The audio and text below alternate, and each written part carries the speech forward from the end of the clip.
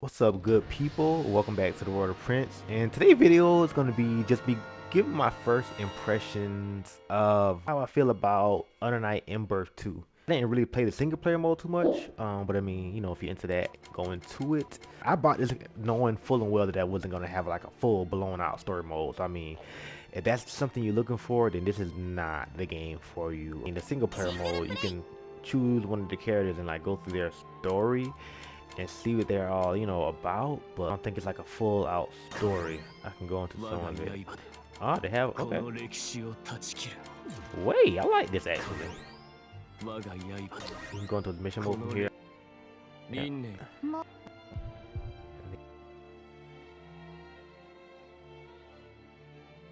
Okay, then you fight. Yeah, that's pretty much how it is. To be honest, their single player content is pretty bare. It's not really existing. You can go into the characters screen where you can choose all these little time tag survival mission, but that's it in arcade. It's not really too much single player stuff, to be honest.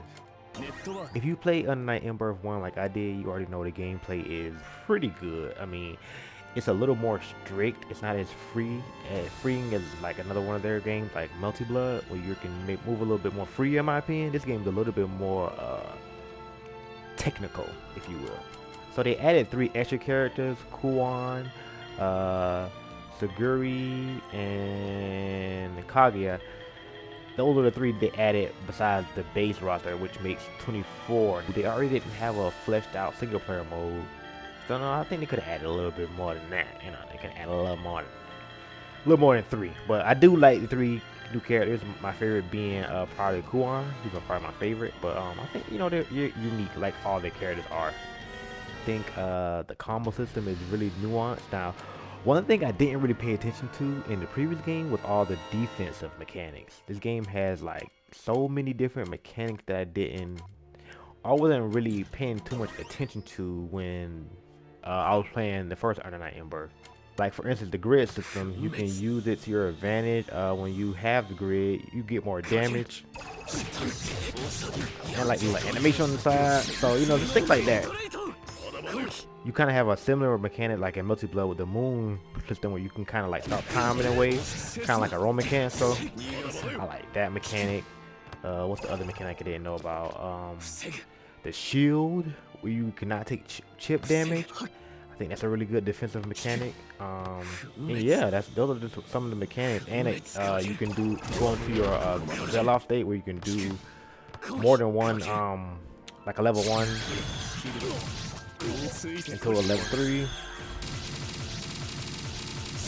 So shit like that. I think they have enough systems in play to support like a really deep fighting system. The mechanics in this fighting game I think are very solid, and I think it's made for a really fun and tight game, to the point where I feel like I've been playing on rank for a moment and I'm still C4, like, and I've been playing like for hours. I think they just have crafted a really good fighting game here. I said all those are mostly good things to say. Now I want to kind of get into the negative, where, well, not necessarily negative, I just don't think the game has much of a life outside of its core base, its core fan base. Mostly because, again, the game is pretty difficult. Like, I'm a fighting game connoisseur. I play fighting games. Majority is what I play is fighting games, and this game is very difficult to me. Like, for instance, let's go to Seth's combo trials, and this just shows you, just like a kind of like a his combo structure, like their B&Bs. You go through them and you can just like see your characters, what their B&Bs would be, to give you like a general idea of what you probably should be doing. Yeah, look at that.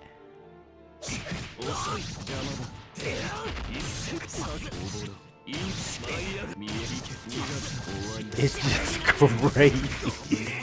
And that's what I think one of the biggest strengths of this game is, that I think the combo system is so expansive, so deep, so rich, that, I mean, I won't say the combinations are endless, because they're not necessarily, because they do have a set route that they want you to go in, but this set route is crazy.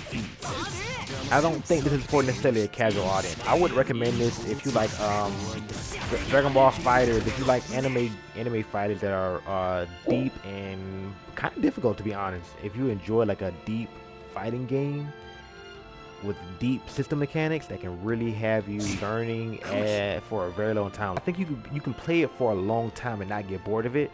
But I just hope that the player count doesn't plummet too hard after the initial first couple of months.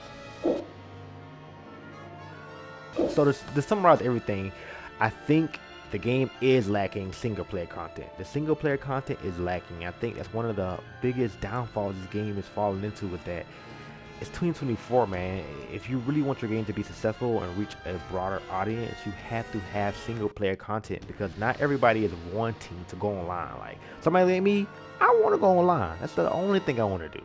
But I'm not everybody. They have to think to a more broader audience if they do want longevity for the game, because casual audiences do keep games alive. That just is what it is. The single player content lacking. They could have did a better job with that. Characters, they added 3 more, but I think they could have added more characters. The UI design for it, I mean, it's so they could have did better.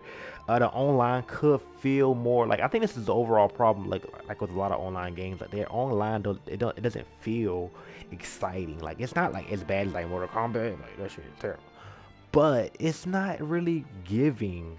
Like it's no flash, it's no pizzazz. Like this one's not even doesn't even have the charm that like something like Grand Blue has, where you can at least have like, you know, little chibi, or like little avatars where you can like run around and go to cabinets. Like no charm. It's just, you know, ranked, and you can rate in training, which is good. I do like to wait in training and practice, but still, you know, it is, you know, to me it is a mark. It is a mark for them.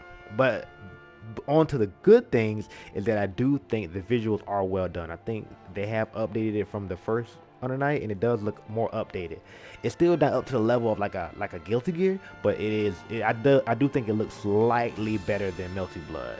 And of course the gameplay, top notch. I think it plays very good. Like again, it is technically hard. Like to me, it's not as free as some of the other anime fighting games I would play. Like they have a set thing that they want you to do, which, you know, it works, and it's not like, you know, so rigid, but it's not as free again as like a Melty Blood. But it's very satisfying and fun, and I think it's just so deep that it's going to keep somebody like me, a hardcore fighting game fan, satisfied. But I just don't know how that will necessarily translate to the broader audience. And I see some other content creators bring this up too. They're like, they don't necessarily want to start covering this game because the longevity of it. And they bring me to my next point, actually, is their I guess kind of roadmap of their DLC. They have 3 characters coming out. One character is coming out not too far in August. Azuki, that's the first character. The next one is not coming out until February of next year. Ogre is coming out February of 25. Like, that is crazy. Then they have a character named Azumi coming out not too much longer after that. So like, you know, when this game released, well, around this game released in January, but still they don't have another character coming out for a year after the one coming out in August, and then the next one not until 25. Like, that's not too much content. I mean, I'm assuming that they didn't get too much funding, because I didn't see them market this game at all.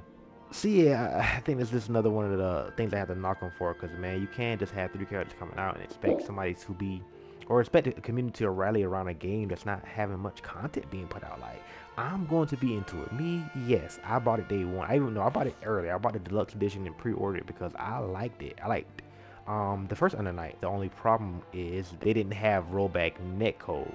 They were using delay-based netcode, and nobody was playing it, so I couldn't even play it. So I couldn't even really get that good. I couldn't really upgrade because I couldn't play any good players. But this other night, I've really been getting into it, man. Again, I know I've been saying like kind of a lot of bad things, but I got to be honest. It's my first impressions. The game been out for a week. It is what it is.